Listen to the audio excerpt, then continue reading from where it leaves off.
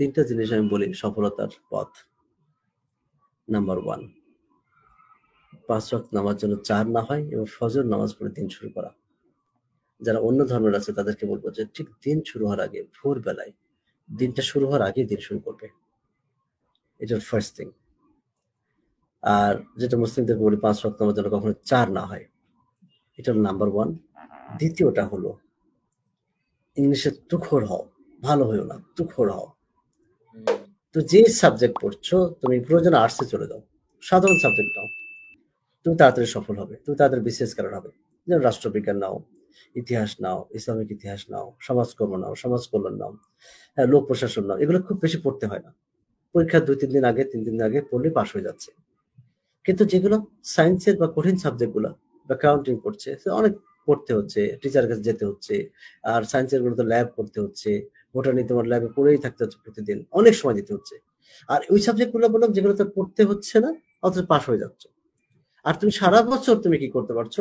ইংলিশের পেছনে সময় দিতে পারছো, তুখোড় হতে পারছো এবং তার সাথে তুমি বিসিএস কোচিং এবং জব কোচিংটা করতে পারছো দেশের সফল হওয়ার জন্য। আর যদি তুমি তা না করতে চাও, ফ্রিল্যান্সিং শিখে তুমি তুখোড় একজন ফ্রিল্যান্সার হতে পারছো। তাহলে ইংলিশে তুখোড় হচ্ছ, ফ্রিল্যান্সের সাথে তুখোড় হচ্ছ, দেশে বসে তুমি লক্ষাধিক টাকা হালাল ভাবে ইনকাম করতে পারছো। বাহ! একসময় তোমার বাড়ি হবে, গাড়ি হবে, সব নিজের হবে ইনশাল্লাহ, এই দেশে থেকেও। আর যদি তুমি দেখা হচ্ছে দেশে বাড়ি যেতে চাও, এই মুহূর্তে টাকা নাই, তুমি কি করবে? তুমি এই টাকাগুলো জমাও, অনার্স পর্যন্ত পুরো টাকাটা জমাও ফ্রিল্যান্সিং করে।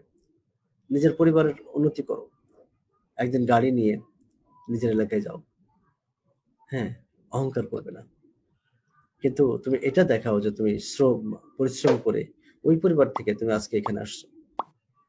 হ্যাঁ, কারণ আল্লাহ তাআলা বলছেন সূরা বালাদের মধ্যে 4 নম্বর আয়াতে, আমি মানুষকে পরিশ্রম ও কষ্ট নির্ভর করে তৈরি করেছি। তো সূরা জুমার মধ্যে 10 নম্বর আয়াতে আল্লাহ তাআলা বলছেন যে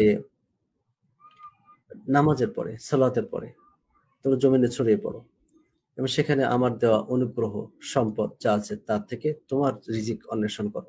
অর্থাৎ নামাজের পরে ওখানে বসে থাকতে বলছে না। আল্লাহ বলছে তুমি ছড়িয়ে পড়ো জমিনে। কাজ করতে হবে। কাজ করো, নিজে তোমার বেরিয়ে যাও। তা আমি এইজন্য বলব তুমি কেন বসে থাকবে? এই কয়েকটা জিনিস মেনে চলো। আর যেটা বলি সবসময় অলসতাকে ছুটি দাও সারা জীবনের জন্য। রাইট। কম খাও, কম কথা বলো এবং কম ঘুমাও। জীবনটাকে গড়ে তোলো। কারণ হচ্ছে অনেকে দেখা যাচ্ছে তার ৬০ বছরের জীবনের ৩০ বছর ঘুমিয়ে কাটাচ্ছে। কারণ ১০ ঘন্টা, ১২ ঘন্টা, ১৩ ঘন্টা ঘুমাচ্ছে। তো যদি ১২ ঘন্টা ঘুমায়, তুমি দেখো মানুষের জীবন যদি ৬০ বছরের হয়, ৩০ বছর হুম, শুধু ঘুমিয়েই কাটালো। শুধু ঘুমিয়েই কাটিয়ে গেল। আর ১০ বছর সে আড্ডা দিল। তো থাকে কত? আর ২০ বছর থাকে। এই ২০ ২০ বছর। বছরের মধ্যে সংসার, এই ২০ বছরের মধ্যে ছেলেমেয়ে মানুষ করা, এই ২০ বছরের মধ্যে তার লেখাপড়া, এই ২০ বছরের মধ্যে তার কাজ করা, চাকরি করা, ব্যবসা করা, বাণিজ্য করা সবকিছু এই ২০ বছরের মধ্যে। তার মধ্যেও আবার চলে যাচ্ছে, একটা অংশ চলে যাচ্ছে তোমার খাওয়া-দাওয়া করার জন্য, খাওয়া-দাওয়া। বাথরুমের জন্য, অন্যান্য হুম, কাজের জন্য চলে যাচ্ছে একটা সময়। সেখানেও চলে গেল আর ৫-৭ বছর। তো চলে গেল এইগুলা। তাহলে দেখা যাচ্ছে কি একটা মানুষের মাত্র ১৫ বছর থাকছে তার নিজের মানে ক্যারিয়ারের জন্য বা সাজানোর জন্য, অন্যের কিছু দেওয়ার জন্য, সমাজে দেওয়ার জন্য। তো আমরা এটাকে উল্টা করতে না পারি? কেন পারছি না? এটা যদি আমরা যদি ওই আড্ডাটা বাদ দিয়ে দিই, তাহলে কিন্তু আমরা একটা লম্বা সময় পাচ্ছি। রাইট, আমরা যদি রাইট। ওই ঘুমটা একটু কমিয়ে দিই, মনে করো ৭ ঘন্টা ঘুম বা ৬ ঘন্টা ঘুম যথেষ্ট। এটা যদি করি, আল্লাহ রাসূল সাল্লাল্লাহু আলাইহি ওয়াসাল্লাম উনি কম ঘুমাতেন, হুম, উনি কম খেতেন। উনি অনেক যদি কেউ দিয়েও থাকে তখন খেতেন না উনি। উনি একটা নির্দিষ্ট পরিমাণ খেতেন। তো এরপরে উনি খেতেন না। উনি ঘুমাতেন কম। রাতে উনি অনেক সময় কিয়াম করতেন, দাঁড়িয়ে থাকতেন, নামাজ পড়তেন। বাহ! তো এটা করে উনি কিন্তু এইভাবে উনার যে উনাকে আল্লাহ তাআলা বলছেন, ইয়া রাসূলুল্লাহ আপনাকে তো আমি এত ইবাদত করার জন্য পাঠাইনি। উনার পা ফুলে গেছে। পা ফুলে গেছে দাঁড়িয়ে থাকতে, থাকতে। তো আল্লাহ তাআলা বলছেন তাকে যে, ইয়া রাসূলুল্লাহ সাল্লাল্লাহু আলাইহি ওয়াসাল্লাম আপনাকে তো আমি এত ইবাদত করার জন্য পাঠাইনি। তার মানে কিন্তু এইজন্য বলব অলসতাকে সারা জীবনের জন্য ছুটি দাও। যার মধ্যে অলসতা আছে সে কখনো এবং উনি অলসতার থেকে পানা চাইতেন আল্লাহর কাছে। আল্লাহ আমাকে যেন অলসতা চেপে না ধরে। হে বাহ! আল্লাহ আমাকে যেন অলসতা চেপে না ধরে। অলসতা যেন আমার কাছে আসতে না পারে। এটা আল্লাহর রাসূল সাল্লাল্লাহু আলাইহি ওয়াসাল্লাম বলছেন। তো গ্রেট। আমি এইজন্য বলেছি যে অলসতা যার মধ্যে আছে সে জীবনে কিছু করতে পারবে না।